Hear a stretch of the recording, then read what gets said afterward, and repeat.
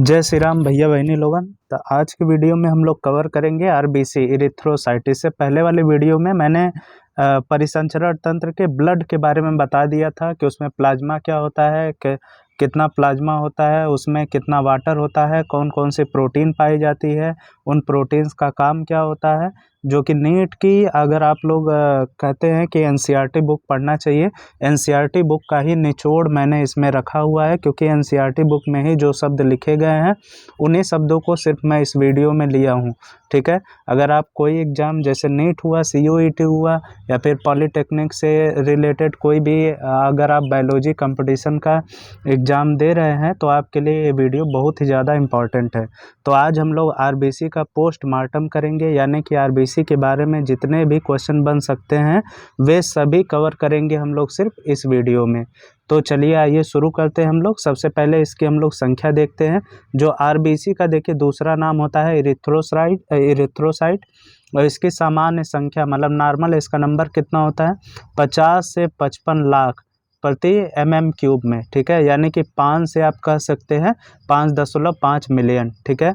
फिर इसके बाद इसका जीवन काल पूछता है कई बार, तो इसका जीवन काल 120 दिन। ठीक, यानी कि लगभग 4 महीने होते हैं।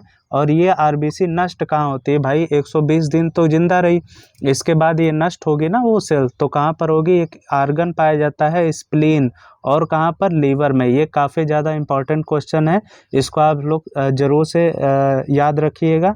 फिर इसके बाद अच्छा एक बात और है कि आप जैसा मैं कह रहा हूँ कि आरबीसी नष्ट हो जाती है, तो यानी कि ये सभी आरबीसी अचानक से नहीं नष्ट हो जाती है, नहीं तो आदमी का खून ही खराब हो जाएगा और आदमी की डेथ हो जाएगी। ठीक, तो ये सेल्स बनती रहती हैं और डिस्ट्रॉय होती रहती हैं। इसके बाद अगर हम लोग बात करें इस आरबीसी की शेप, यानी कि इसका आकार कैसा होता है, तो ये एक मैच्योर मैमल्स में, यानी कि एक स्तनधारी में जो मैच्योर है, परिपक्व है, उसमें इसका शेप बाइकॉनकेव। ठीक है, यानी कि उभयावतल, और इसमें न्यूक्लियस नहीं पाया जाता है। ये हमेशा याद करके रखिएगा आप सभी लोग।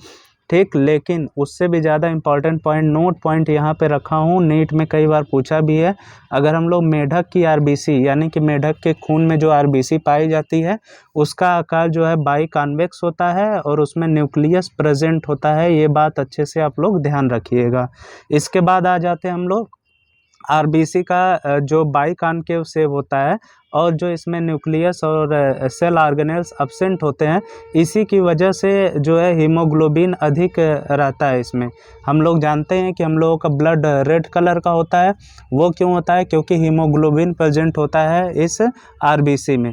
ठीक है बच्चों, तो आइए हम लोग आगे देखते हैं। सबसे पहले ये देखिए एक नोट पॉइंट है, बहुत ज़्यादा इंपॉर्टेंट है। रेटिक्यूलोसाइट अवस्था में आरबीसी से केंद्रक विलुप्त हो जाता है। तो ये भी कई बार पूछा जाता है कि किस स्टेज में आरबीसी से न्यूक्लियस डिजनरेट हो जाता है, डिसअपीयर हो जाता है, विलुप्त हो जाता है। तो रेटिक्यूलोसाइट, इसको अच्छे से याद रखिएगा। फिर इसके बाद सामान्य हीमोग्लोबिन का मान तो कितना होता है, 12 से 16 ग्राम होना चाहिए प्रति 100 ml ब्लड में। जैसा कि आप सभी लोग सुने भी होंगे कि जैसे किसी को चोट लग जाती है या ब्लड की ज़रूरत रहती है, तो उसको ऐसा कहा जाता है कि सिर्फ 6 ग्राम ब्लड है, 7 ग्राम ब्लड है। तो इसका मतलब होता है कि अगर उस आदमी का 100 अगर हम लोग ml ब्लड निकालें, तो उसमें हीमोग्लोबिन का मान जो है 6 ग्राम 7 ग्राम होता है। लेकिन जनरली एक स्वस्थ व्यक्ति में इसकी मात्रा कितनी होनी चाहिए, तो 12 से 16 ग्राम, ये याद रखिएगा आप लोग। फिर इसके बाद हम लोग देखेंगे कि इस हीमोग्लोबिन यानी कि इस आरबीसी का काम क्या है। देखिए बच्चों, मैं बहुत ही मेहनत से नोट से आपको पढ़ा रहा हूँ, इसका आप लोग प्रॉपर वीडियो के साथ साथ नोट्स भी बनाते रहिए, जिससे इन फ्यूचर आपको कोई भी एग्ज़ाम देंगे तो उसमें ये ज़रूर बेनिफिशियल होगा आपके लिए, क्योंकि ये एनसीईआरटी का ही निचोड़ है। और एनसीईआरटी ही पूरे भारत में सबसे बेस्ट बुक होती है किसी भी कॉम्पिटिटिव एग्ज़ाम जैसे बायोलॉजी के लिए। फिर इसके बाद हम लोग देखेंगे कि इसमें गैसों का परिवहन, सबसे पहले आरबीसी का क्या काम होता है कि गैसों का एक्सचेंज करती है, गैसों का ट्रांसपोर्ट करती है। फिर इसके बाद आरबीसी जो है मैच्योर होती है। इसमें विटामिन B12, ये याद रखिएगा, और फोलिक एसिड, यानी कि विटामिन B12 का जो केमिकल नेम होता है वो होता है साइनोकोबालामिन। और फैटी फोलिक एसिड, ये इसेंशियल होते हैं, आवश्यक होते हैं। फिर इसके बाद माइटोकॉन्ड्रिया इसमें नहीं पाया जाता है, हम जानते ही हैं। तो इसीलिए आरबीसी केवल कौन सा रिस्पायरेशन दिखाएंगे, एनाएरोबिक रिस्पायरेशन, यानी कि अवायवीय श्वसन को केवल दर्शाते हैं। देखिए जितने भी पॉइंट है ये काफ़ी ज़्यादा इम्पॉर्टेंट है। फिर इसके बाद हम लोग बात करेंगे आरबीसी यानी कि हीमोग्लोबिन की जो कमी हो जाती है तो उसको कौन सा रोग हो जाता है, उसको एनीमिया हो जाता है। ठीक, कई बार पूछा भी गया है कि एनीमिया किसकी वजह से होता है, तो ये आरबीसी या हीमोग्लोबिन की कमी की वजह से होता है। इसमें होता क्या है कि आयरन की कमी हो जाती है, जिसे हम लोग क्या कहते हैं, माइक्रोसिस्टिस एनीमिया। फिर इसके बाद या तो क्या हो सकता है, विटामिन B12 की कमी हो सकती है, जिसे पर्नीशियस एनीमिया कहते हैं। फिर इसके बाद यदि फोलिक एसिड की कमी हो जाती है तो इसे माइक्रोसाइटिक एनीमिया कहते हैं। फिर इसके बाद हम लोग देखते हैं कि आरबीसी की संख्या अगर सामान्य से ज़्यादा हो जाती है, यानी कि मैंने अभी बताया कि 16 से 18 ग्राम प्रति 100 ml में होनी चाहिए, अगर उससे ज़्यादा हो जाती है तो उससे अगर 18 से 20 हो जाती है तब नहीं, उससे भी ज़्यादा अगर हो जाएगी तो उसे पॉलीसाइथीमिया, ठीक है, एक टर्म होता है, इसे कहते हैं। फिर इसके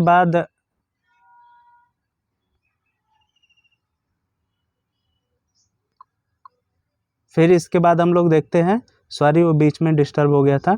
फिर इसके बाद हम लोग देखेंगे कि आरबीसी का उत्पादन करने वाले हार्मोन, यानी कि आरबीसी कौन सा हार्मोन इसेंशियल होता है इसके फार्मेशन में, इसके प्रोडक्शन को बढ़ाने में, तो कार्टिसोल और थायरॉक्सिन, ठीक है, एरिथ्रोपोएटिन, ये जो हार्मोन है ये काफ़ी ज़्यादा आवश्यक होते हैं इस आरबीसी के उत्पादन को बढ़ाने के लिए। फिर इसके बाद एक शब्द आप लोगों ने सुना होगा, रोलेक्स मिक्सचर, ठीक है। तो आरबीसी का सिक्कों के रूप में जो इकट्ठा हो जाता है, जिससे इसमें क्या होता है ना कि आरबीसी जो है वो एक कॉइन की तरह अरेंज हो जाती है एक ही जगह पर, जिससे ब्लड का जो फ्लो हो जाता है वो धीमा हो जाता है। और ये क्यों होता है, क्योंकि सीरम प्रोटीन की मात्रा अधिक होती है। सीरम क्या होता है ये मैंने कल बताया था, कल के वीडियो में, अगर नहीं देखा है तो उससे पहले जाकर देखिए, उसमें मैंने ब्लड के बारे में, ब्लड में मौजूद जितने भी प्रोटीन है, प्लाज्मा है, जो भी एल्बुमिन है, फाइब्रिनोजन है, इम्यूनोग्लोब्युलिन्स है, उसके बारे में बता रखा है पहले से। फिर इसके बाद हम लोग देखेंगे पैक्ड सेल वॉल्यूम क्या होता है, कि ब्लड में कुल आरबीसी का जो आयतन होता है, ठीक। फिर इसके बाद हम लोग देखेंगे कि आरबीसी, ये बात हमेशा आप लोग नोट करके रखिएगा, ये ज़रूर ज़रूर ज़रूर पूछा जाएगा, आरबीसी कहाँ पर डेड होती है, स्प्लीन में और कहाँ पर, लीवर में। इसके बाद हम लोग देखेंगे हीमोग्लोबिन का जो अपघटन होता है वो किस में कन्वर्ट होता है, बिलीरुबिन और बिलीवर्डिन में, ठीक। अब स्प्लीन के बारे में हम लोग जानते हैं कुछ बातें, जो कि एक आर्गन होता है और ये हमारे स्टमक के ठीक पीछे होता है। तो इसे किस किस नाम से जाना जाता है, तो स्प्लीन को आरबीसी का कब्रिस्तान यानी कि ग्रेवयार्ड कहते हैं, ये बहुत ज़्यादा इम्पॉर्टेंट है। या इसी को सेकेंडरी लिम्फ ऑर्गन यानी कि द्वितीयक लसकांग कहते हैं, या इसी को ब्लड बैंक ऑफ बॉडी कहते हैं, ठीक है। इससे मत समझ लीजिएगा कि ब्लड बैंक का मतलब ब्लड सिर्फ इकट्ठा होता है, यहाँ पर ब्लड डेड, जो आरबीसी होती है वो डेड होती है, ठीक है। इसके बाद हम लोग ब्लड ग्रुप की बात जो है वो नेक्स्ट वीडियो में करेंगे, क्योंकि यहाँ पर मैंने सिर्फ इस वीडियो में आरबीसी से आने वाले सभी प्रकार के क्वेश्चन को कवर किया है, और मैं गारंटी के साथ बता रहा हूँ कि इससे बाहर आरबीसी से कोई भी क्वेश्चन नहीं जाएगा। अगर आपको कोई भी डाउट हो तो आप ज़रूर से कमेंट कर दीजिए। Thank you.